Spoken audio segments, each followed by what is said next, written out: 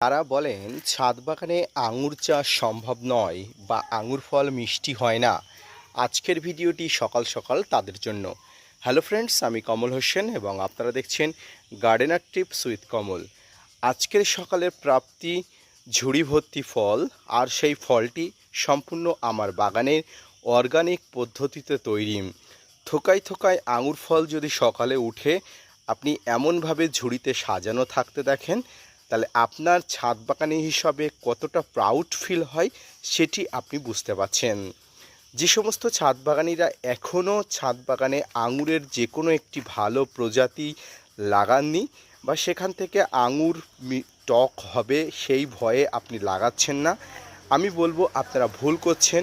কারণ আপনি লাগিয়ে দেখুন, আঙুর টক ফল মিষ্টি করার পদ্ধতিও জানা আছে এবং অথেন্টিক কোনো চারা গাছ, আঙুরের গাছ যদি আপনি নিয়ে আসেন, সেখান থেকে ফুল থেকে যখন ফল আসবে সেই ফলগুলো সম্পূর্ণ মিষ্টি এবং আমার যে আঙুরগুলো দেখতে পাচ্ছেন বাজারের আঙুরের থেকে কোনো অংশে মিষ্টতার দিক থেকে কম নয়।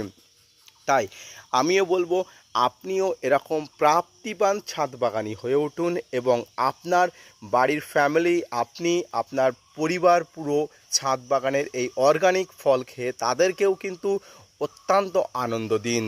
ধন্যবাদ।